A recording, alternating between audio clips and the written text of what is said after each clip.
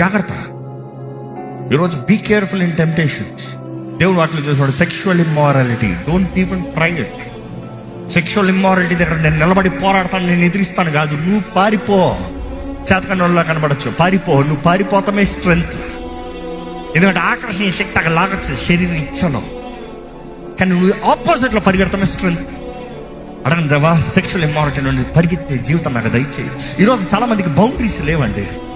వివాహమైన స్త్రీ, వివాహం కాని అబ్బాయితో నీ కొలిక్ అంటున్నావు, ఆఫీస్లో నీ కొలిక్ అంటున్నావు, వాడి మీద చెయ్యేస్తున్నావు, వాడి చీరలో కూర్చుంటా తొడ మీద చెయ్యేస్తున్నావు, వాడి చెయ్యి పట్టుకుని తిరుగుతున్నావు, వాడికి నువ్వు డబ్బులు ఖర్చు పెడతావు. Oh he's like my brother. Really you are a fool. You are a fool. You are living in a generation where the own brothers are raping their sisters. Don't you know that?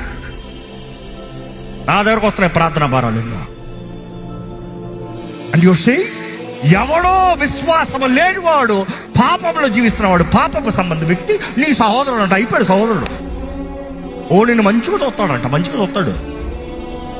కామాత్మ, కామ దురాత్మ.